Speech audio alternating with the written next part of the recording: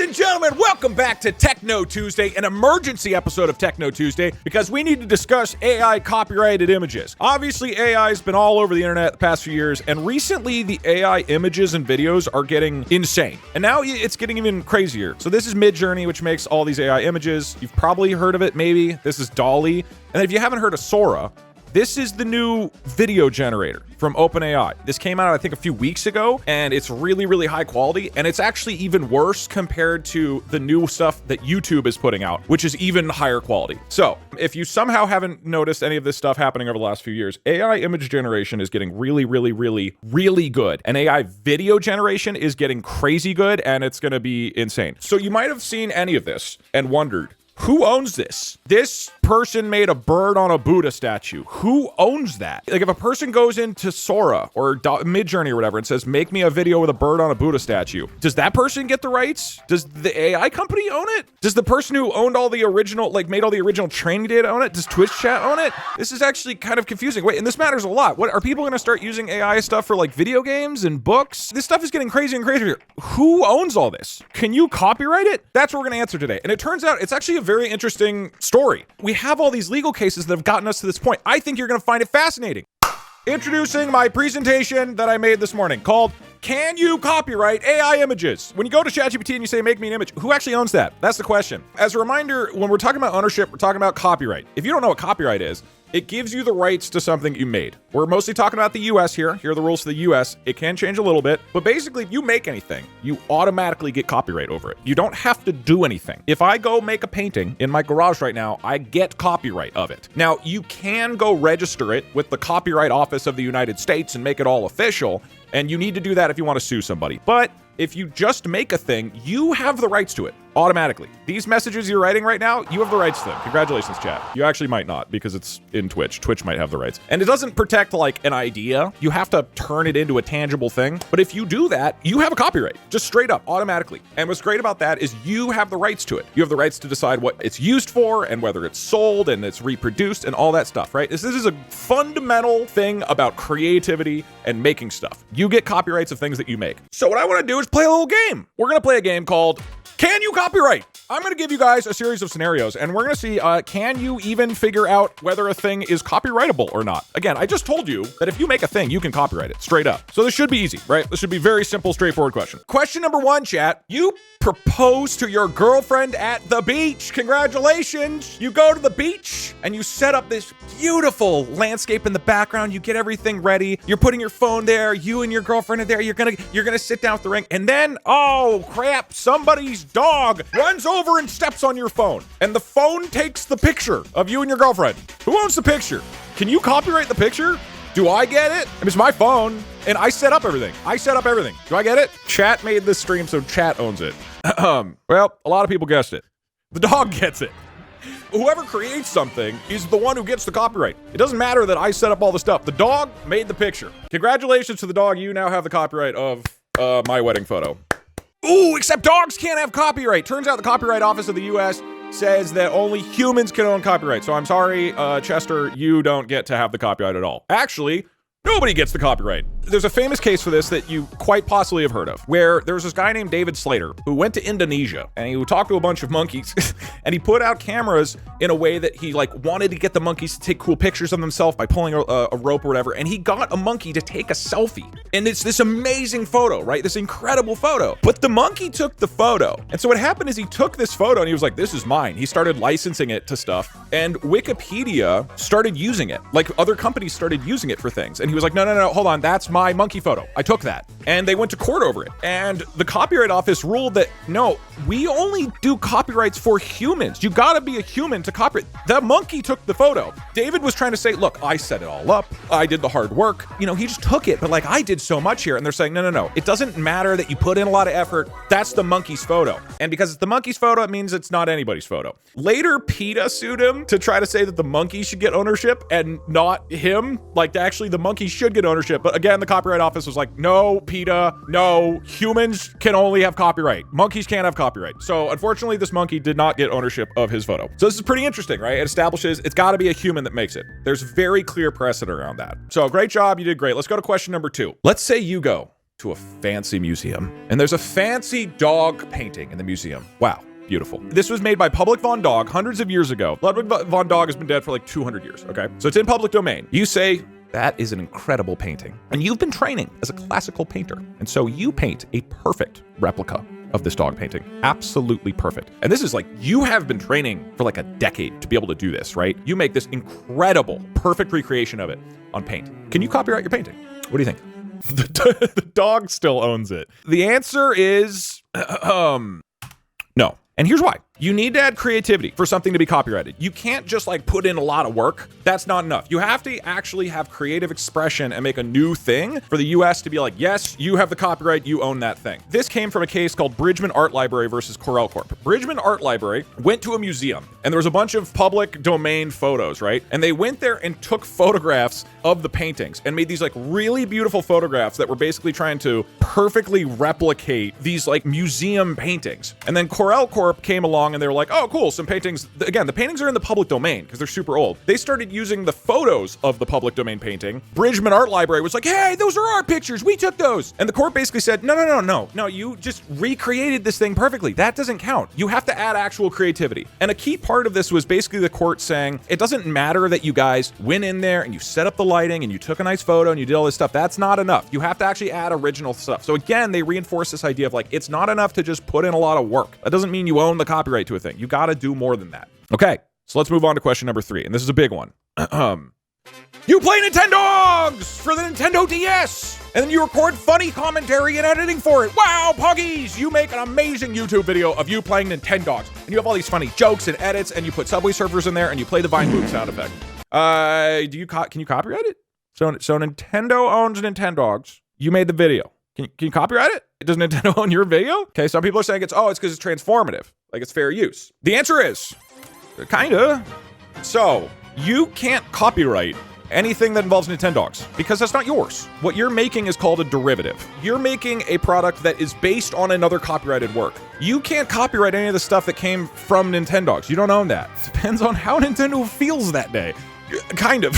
But what's cool is you can copyright the parts you created. And what that means is the funny jokes that you said and the editing you did, you can copyright that portion. It just can't include Nintendogs at all. It's kind of like how we put out a video last year of my Pajama Sam playthrough, but had no Pajama Sam. That's totally legal, and I can copyright that. But you can't actually copyright all the other stuff. So if I go play Skyrim, I can copyright the expression of my Skyrim videos, but none of the actual game. And this is often considered an unpublished literary work, because without the game, there's nothing even there. But I can copyright all that stuff. Asterisk that we'll come back to later, fair use would potentially allow you to copyright this thing, but you would have to prove that, and that becomes a case-by-case sort of situation. It is very unlikely you would be able to claim fair use on a Skyrim playthrough. All right, what's everybody's score? We've done 3 questions so far. What's your score? 0 out of 3. Somebody said there's 6 out of 3. Okay, I got them all right, make these harder. So, let's go on to the next question. You list out every dog in your neighborhood. That's right, you go to all your neighbors and you knock on the door and you say, hello, I'm doing a census of dogs. I'm getting a list of every dog. And you get all the dogs in the neighborhood and you put in a big list and you give it even a nice font and you put it in alphabetical order.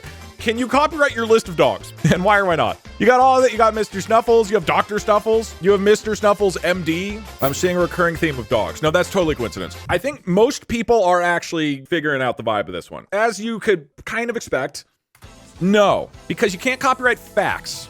There was a case called Feist Publications, Inc. versus Rural Telephone Service Company. So there was Rural Telephone Service Company. They made a telephone directory. For all you youngins in here, that's a thing they used to do where they would make a book of all of the people's names and addresses and numbers, phone numbers, in a phone book. So this company, Rural Telephone Service, did this, right? They made a directory of telephone numbers. And, hold on. If you don't think that's a big deal, they put it in alphabetical order. That's huge. And then Feist Publications, these fucking assholes, came along and used their phone list without permission. And so Rural Telephone Service came in there and sued them and said, whoa, that's our list of people's names and phone numbers. And the court ruled, this was like 9-0. They lost so bad. They're like, no, bro, you can't just copyright facts, okay? You can't just copyright a list of names. How? No, you can't do that. So the Supreme Court was like, no, it's got to have creative expression. And this is important. It can't just be that you did the sweat of the brow, which is something they say a lot in these court cases. You can't just sweat a lot and then you copyright a list. You got to actually have original creative expression. But isn't the style copyrighted? You're picking up on it, right? If the style had been very creative and distinct, potentially yes. But you just made a list. Even if you put it in alphabetical order. That was these guys' argument. They're like, but we put it in alphabetical order. The Supreme Court is like, no, dude, that's not creative. What are you doing? All right, question number 5. And by the way, total coincidence that there's another dog here. You take 10,000 photos of your dog, and then you code an AI program from scratch that trains on all of your dog photos and then generates new dog pictures. When your AI creates the dog photos, can you copyright the dog photos? See, now it's getting weird. You made all of the code. You designed the AI, and then the AI outputs dog photos. And let's assume this is an AI that's similar to Midjourney or ChatGPT. Same type of architecture, which is important later, but I won't go into that now. Okay, some people are saying the machine made it. The AI is not a dog. Yeah, a lot of people are upset that the AI isn't the dog. The dog is the owner. The dog owns it. A lot of people saying the AI owns the dog. Most people are picking up on what the answer is going to be. You're starting to pick up the trend here, which is no.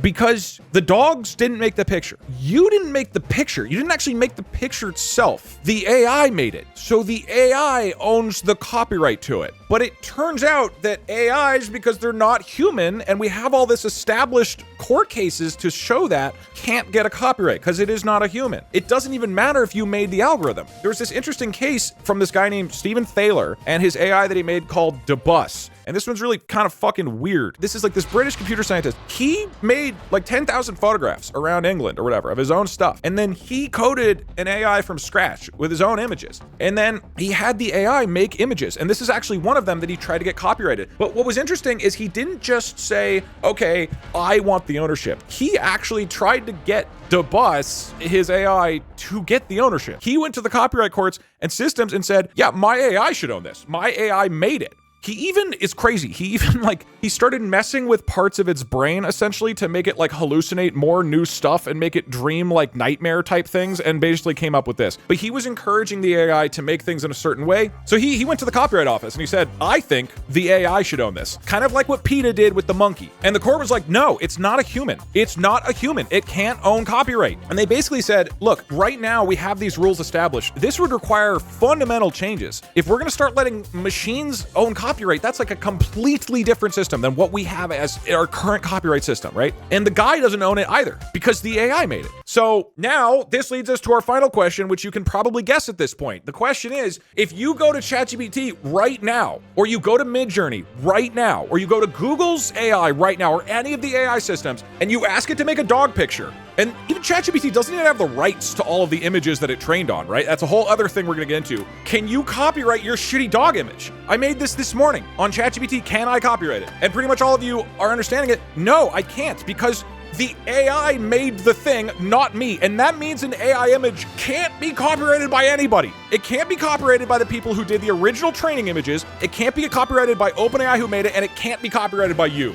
This is really fucking weird, right? This is strange. People are making all this stuff and nobody actually owns the rights to it. It gets even weirder because, like, you know how everybody's starting to make AI stuff and post all these images on the internet? They can't even copyright them. Nobody can own any of this stuff right now. So what I would consider the landmark case that shows this is this one called Zarya of the Dawn. So this is the past few years this has been going on. You might have heard about this. There's this person named Christina Kashtanova who made a comic book using AI art. She made a full comic book where she wrote all the text and she set it all up, but the images all came from Midjourney. She sent it off for copyright. She said, hey, US Copyright Office, I want this officially registered as my thing. I made it. And it's successful. US Copyright Office is like, yep, cool, you got it. But then she went and bragged about it on social media. And that was a really bad idea because then everybody was like, wait, what the fuck? You copyrighted an AI generated book? That's not cool. And so they started telling the Copyright Office about it. And the Copyright Office came back and was like, no, hold on, no. And they actually revoked the copyright and they said, only the non-AI parts can be copyrighted. They did the Nintendogs thing and they said, look, the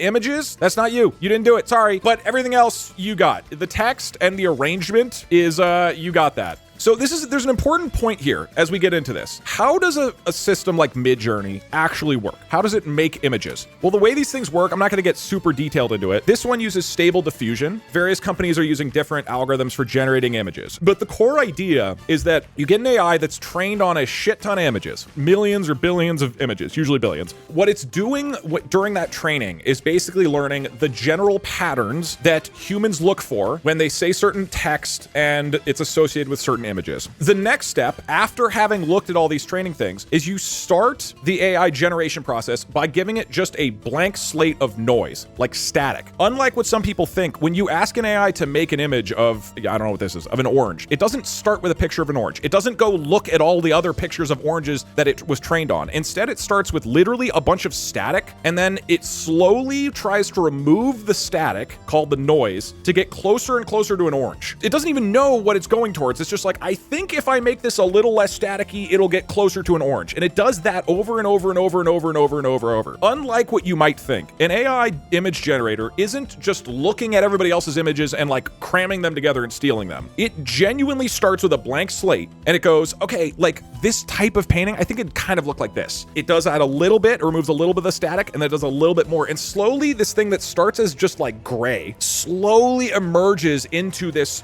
fully complete finalized thing. And that's how you get all of these crazy ass images. It's actually weirdly similar to how we make creative things. And you can say, oh, like it's still unethical of how it was trained or whatnot, but the training isn't that it learns to copy certain things, it learns patterns of how to create. And the reason that's important is because you are not directly controlling what it creates. Asterisk, asterisk. I'm oversimplifying things a little bit for people who really know the details of this stuff. But when you tell it, hey, make me an image of an orange, it's not going to be the same every time. They're always going to be different because it's always starting with a new canvas and it works that canvas towards an orange in a different way every time. So in this copyright case, this is critically important to how this happened. This woman made this AI generated comic book, right? And the Copyright Office again was like, look, the arrangement of the images, the text, the stuff that you did, that's on you. You got that, you can have it. It's an unpublished literary work, which is very funny because now she has the ownership of an unpublished work that she can't publish because she doesn't have the images.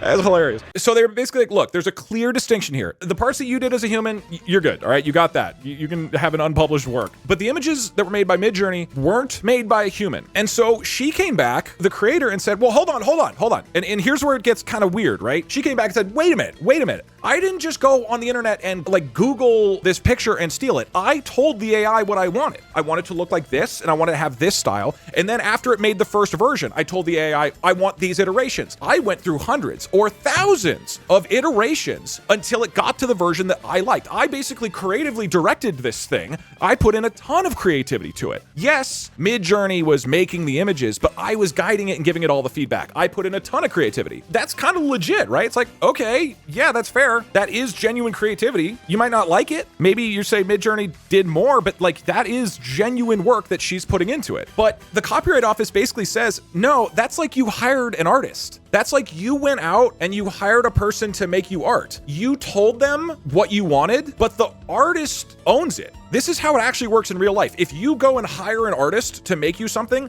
they own it, not you. It doesn't matter. If you go to some artist on Twitter and say, make me furry porn art of DougDoug who's bald, they have the ownership. Doesn't matter if you pay them. It doesn't matter if you told them directions and then you spent hundreds of hours telling them how to make me more bald. It doesn't matter. They own it. The only case where they don't is if there's a contract written that specifies that you get the ownership. So this is really important. The actual creator of a thing, the person who goes through the fundamental creative process, they own the copyright by default. And in this case, they're saying, look, Midjourney did this, not you. Midjourney actually made the images and the painting here. Even if you guided it, it doesn't matter. And so this court case is actually fascinating. It's so good. And this actually, if you're interested at all, here's the link. This is the response from the US Copyright Office. I'm like, wow, this is really thoughtful. They really understand what is actually going on in terms of the tech of this AI. They actually list out, this is how Midjourney works. When you ask Midjourney for a prompt, it generates 4 different images and they're all different. And it's relevant here that by its own description, Midjourney does not interpret prompts as specific instructions to create a specific result. So they make an important point here. When you go to one of these image generators, it's not like Photoshop,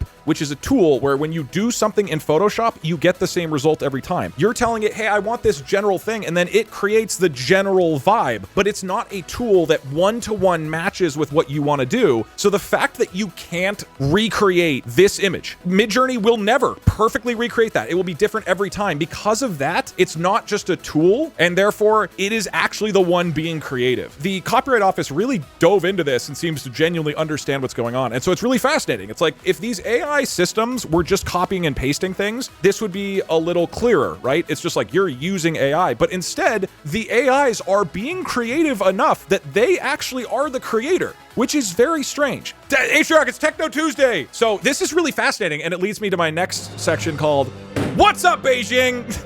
No, this case with the Copyright Office and Zarya of the Dawn, this was like a year ago. This is recent. I think this is the most relevant and clear example of the current standard for AI stuff, which is basically, if you use AI generated things, sure, go for it, but you can only copyright the pieces you originally create. Now, maybe you guys don't care about this. I think this is fascinating. This is so fucking interesting and weird. And by the way, in this case, right, that they did, they listed all of those previous cases that I was mentioning. All that stuff we were talking about earlier of like, oh, it has to be a human. Oh, it can't just be facts. There has to be a certain amount of human involvement. All of these are building up towards this very strange new world that we're in, which is these AI systems that are like genuinely making original things all the time. So what do the AI companies think? The companies who are making these AIs and spending all this money doing it, are they trying to take ownership of it? What's their deal? What are they doing? All right, let's find out. So they're actually chill AF, FR. ChatGPT and Midjourney, they're like, hey, you own it. It's not us. Hands up.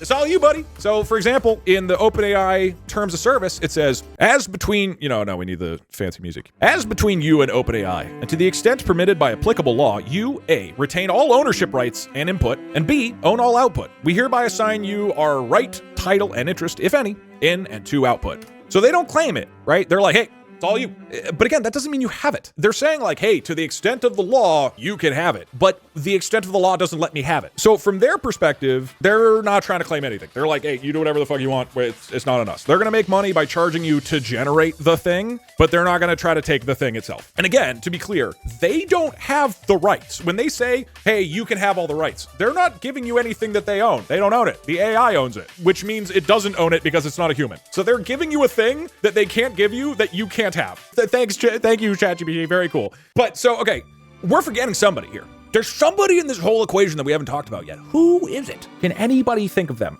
They're fairly important to this whole process. It's not Xi Jinping. It's What's Up, Beijing? Jesus Christ. No, it's not quite. Oh, somebody said it. It's the original artists. What about the people who actually made all the art that the AI is trained on? Because yeah, actually, we haven't really talked about this yet. Turns out when you go to a ChatGPT image, ChatGPT was trained on billions of other people's images that they did not ask for permission for. So that's cool. None of the artists, gave them permission. What about them? Let's go back to my shitty bell pepper. This was created by an AI. I would argue there is genuine creative process in how the AI functions, like on a deep technical level. That's a more philosophical argument. But objectively, the AI was trained on a whole bunch of images that it didn't own in order to be able to learn how to make dogs that are wearing bell peppers. Billions of images. And then it was able to create this. So, do the people who made all the photos and images and pictures that trained the AI get anything?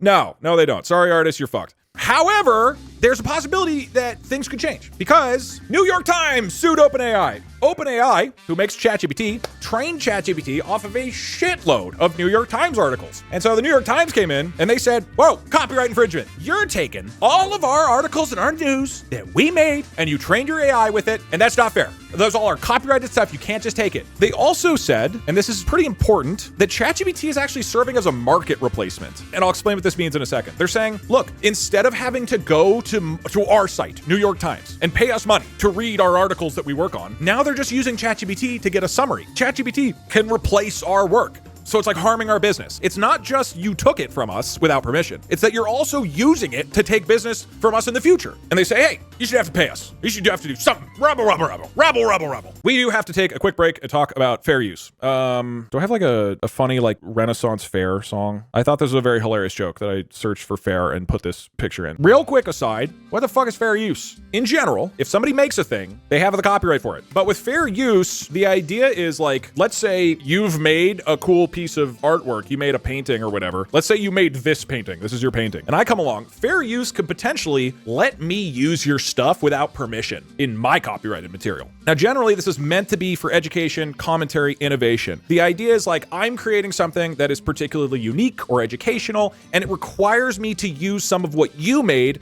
in order to make my thing. And now this is case by case. You can't just go around using anybody's stuff. You have to go like individually prove that you are allowed to do this. It depends on market replacement. It depends on like, is what I'm making going to replace your ability to sell and use this in the future? If so, that's not really fair use. The amount of it used. If I use this entire picture, do I get fair use? It's less likely. The transformation amount. Let's say I go into this and I draw googly eyes on everybody's eyeballs. I've transformed it. I've made it into a new thing, but is that enough? Maybe. There isn't a clear-cut, this is fair use or not. There's various factors that you have to consider. Some of the photos in this document are copyrighted, and I would argue I can use them for fair use because they are necessary to make a point about fair use and copyright. So again, it's a case-by-case thing that you have to sort out, and it's not some clean, easy thing where you just get to steal whatever you want. A lot of creators on the internet seem to think fair use means you can steal anything you want. Yeah, it's not. Yeah, that's a good point. It's not a right. You don't have a right to fair use. This is like a legal defense that like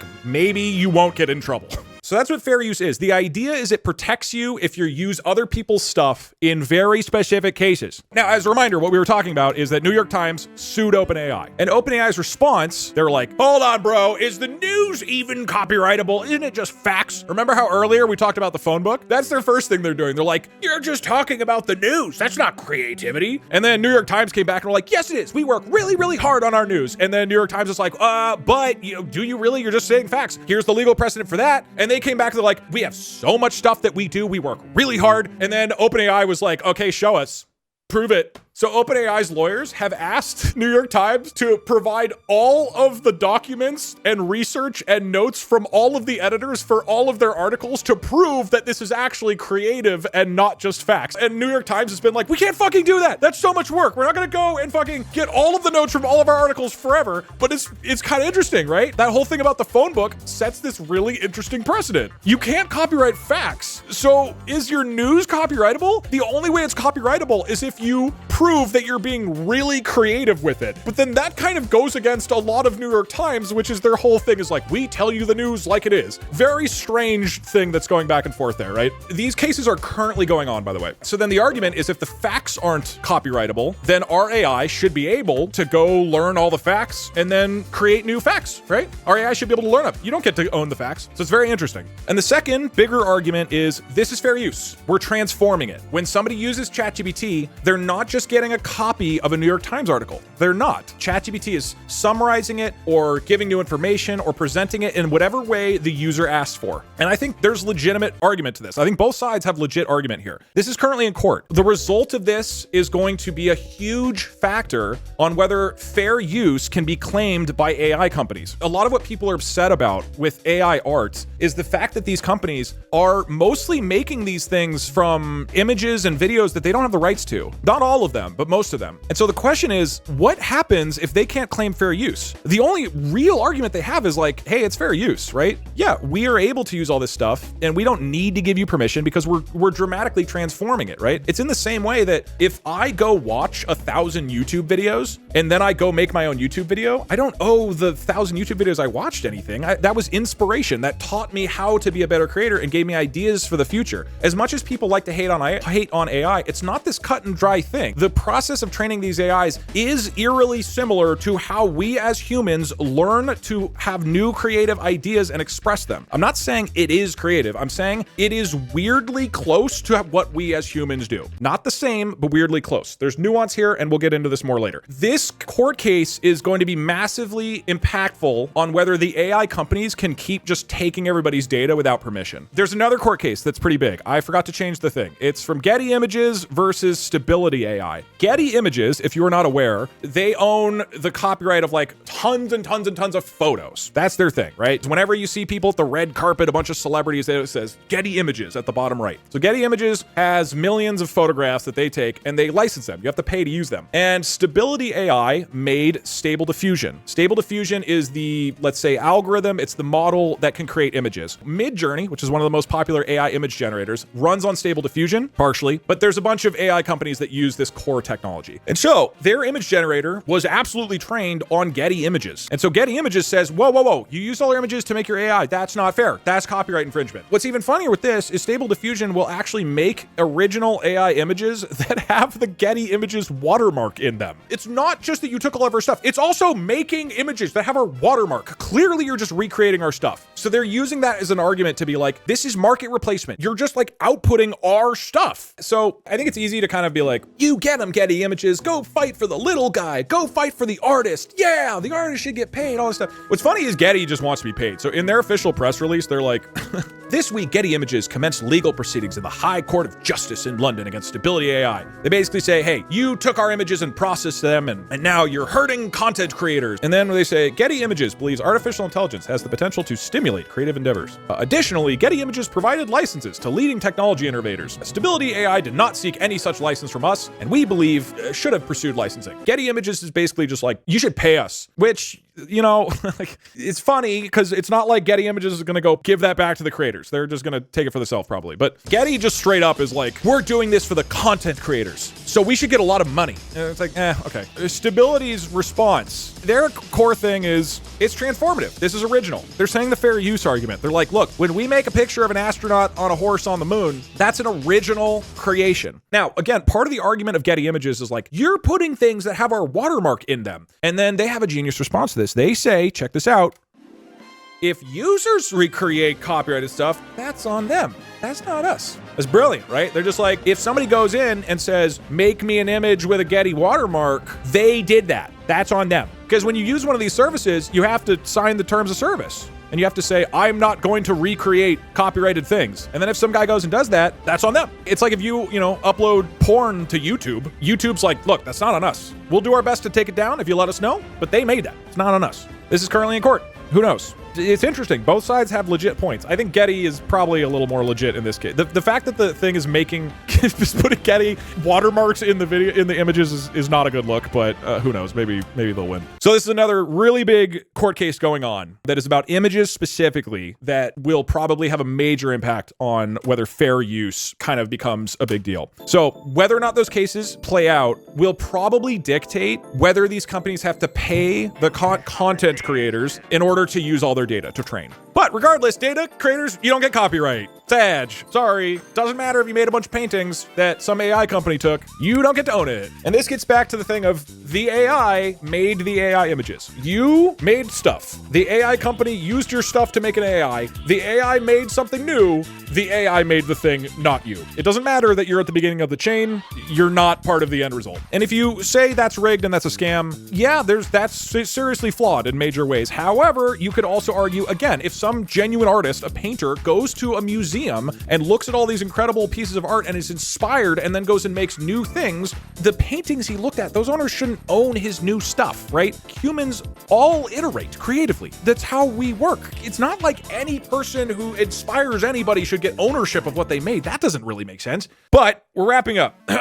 So ultimately, data is really important here. This is another big topic I might talk about in the future. Even in the context of what we're talking about, of basically all these AI companies have been taking data and using it without permission, they're running out of data. A lot of what companies are trying to do right now is figure out how to make their systems better without requiring a shitload more data. That could include synthetic data, meaning that they use AIs to make stuff to train their AIs, which gets into a weird cycle and has various concerns. Or they just get smarter with training, and maybe they figure out how to make AI smarter with less data. There's theories by, for example, Andrej Karpathy, I don't know how to say his name, that the future is not going to be about getting even more data. The future is going to be about getting a really small amount of really, really, really, really high quality data. His theory is that it's better to have 1,000 essays ways that really represent human thought and intelligence, more so than having all of Twitter. And even if Twitter has billions of instances of people being dumbasses, maybe the 1,000 paragraphs could actually teach an AI to be smarter, right? And we don't know yet. So far, more data has made things smarter. That is currently how it has worked. But we're getting to a point where the companies are running out of data. Even with these lawsuits coming, like New York Times isn't making enough data to make our AIs smarter. We've kind of like chewed through everything that we had created up until this point, and now the companies are kind of sitting around being like, what do we do now? This is also one of the reasons why YouTube is at an insane competitive advantage, in my opinion, because they have an absolutely gargantuan amount of data to work from, and every single day, there's like a fucking trillion new videos that go on YouTube. So they are crazy advantage. So, in summary, what we have learned today is, say it with me, chat, it is, no one owns anything. With AI-generated images, the original content data creators don't own it. The AI companies don't own it. The person who prompts it doesn't own it. The AI owns it, who doesn't own it because they're not a human. All right, so that's a whole lot of stuff. I think this is fascinating. And right now, basically, they're like genuinely, the summary of all this is like, we don't know. And there's gonna be more court cases and stuff. There's gonna be lots of legal stuff happening. This is all very new, complex, strange, weird. I wanna give my quick thoughts. I think the fair use cases are gonna be massively important. Like I just said, the economics of AI is going to change a lot if, for example, OpenAI has to go pay New York Times. And I think creators should be compensated for data. Right now, the AIs are basically going around the internet and just taking all the stuff they can find, and nobody gets compensated. I do think in the future, it will be the case that, for example, I can create a YouTube video or create something original, and I can tell companies, I'm willing to give you this as training data, and in return, I should get compensation. I think that's the world we're gonna move to, and there's several other AI tech leaders who do think that. Obviously, a lot of companies don't wanna do that. They would love to stay in the world where they don't have to compensate anybody, but I do think this will be the case. And so for people who are worried about the future where AI creates all the art and artists don't have jobs, I think creating data for the AIs to train on will actually be a new source of revenue. You will be able to, if you make online art, you'll be able to make the art and sell it and do whatever you want with it, but also make additional revenue by saying, yeah, you can go train AIs on this, that's fine. And that, I think, should be your decision. The fair use cases might mean that you don't get to decide, and I'm not really a big fan of that world, but I think we're gonna move towards this, and I think that is good. You shouldn't make like a ton of money probably, but you should make some. I don't think the AI company should just be able to like take all your stuff with no compensation. This is a hot, spicy take that will probably change in the future. I think that the ownership should actually lie with the AI company. The AI company, like OpenAI. You have four parties here, right? You have the people who make the original data, then you have the company that trains an AI, and then you have the AI itself, and then you have the person who asked the AI to make a thing. Here's why I think this. It is because there is an increasing amount of human creativity and decision-making that is going into these AIs. For example, one of the main ways that you make AI smarter is with RLHF, reinforcement learning human feedback. We have human beings, tens of thousands of them, who are currently looking at data from AIs and saying, I like this, I don't like this. I like this, I don't like this. They have engineers who are going into the code of the AI and saying, we want you to act more like this. We want you to act less like this. Over on X, the Everything app, like they're trying to make their AI be a crazy edgelord dickhead. That's their creative direction. That is different from what the other companies are doing. So as we get farther into the creation of these AIs, I suspect that they will become increasingly a product of the creators rather than an objective, just God creature that knows what to do. The point here is that I believe there will be an increasing amount of influence that the creators of the AI have with the AI itself. At a point, if you have created this incredibly complex tool and it really reflects your beliefs and interests, at some point, I think you should retain some amount of ownership of that, rather than the guy who comes along and says, give me a picture of Doug with giant googly eyes. You know what I mean? This is probably the most likely opinion I have to change, but in its current state, I think either nobody should own it or the AI creator should own it. That's my thought. And you can say I'm rigged and bald, but I think that's kind of legit. But there's a lot of questions to sort out before we get there. Finally, we have to figure out at what point did a human co-create it? let's say I go to an AI, okay? And I say, make me a funny image of a dog with a bell pepper hat. And then I spend the next 6 months talking to this AI, giving it feedback, making it go farther and farther, giving detailed notes and saying, look, I really want it to go this direction. Now we should do this. Now we should do this. Like a director of a movie would do, like a creative director at any art company would do, where you really give a lot of input and you are a major part in guiding the creative process to the end. I feel like at some point, you should be a co-creator, right? This is the same as if I hire an artist to go make me a picture of me bald and we spend a year working on it together. Should I ever get ownership of it? Should we split it? It feels strange to me that the creative director has no ownership of it. That's kind of weird to me. And again, like, just to be clear, currently, that is the standard. If I hire an artist, no matter how much I give creative feedback, they own the copyright. That is how it currently works. But that feels kind of strange to me. And I think there should be a threshold, like a level at which we say, okay, we should co-own this together. The idea that only the person who is like putting pen to paper should own anything. Say there's a team of 20 people and one of the 20 people is the one making the thing physically, but everybody is giving creative feedback. It's a whole artistic team. You're saying only the person who writes it should get ownership. That feels really weird to me. Like, it feels like it should be shared to some degree. That does not feel fair to me. We're talking about humans sharing ownership of something. I'm not saying AI. We're saying humans should share ownership of things. So that's it. Thanks for watching. Any questions? Be sure to check out next Monday on Techno Tuesday. Anyway, I think this is so interesting, dude. This is so weird. What a weird ass fucking situation the world we're in. If you have any questions, I'm happy to chat about it. We can talk a little bit more. So now Barry Bebop owns all of DougDoug. Actually, fun fact. So Barry Bebop is my creative director. He does a lot of work on the channel. I never actually created a contract with him that says he doesn't own the rights to all the stuff he works on. So technically he could copyright my stuff and sue me. I was supposed to do that. Normally, when you hire artists and stuff, like a company, they would write a contract that says, you're gonna work for me, I get the creative ownership of it. I'm paying you to make me a thing, but I get ownership of it. That's how you're supposed to do it. And then 3.5 years ago, I was like, shit, I gotta do that. I'll do that soon. And now it's 2025.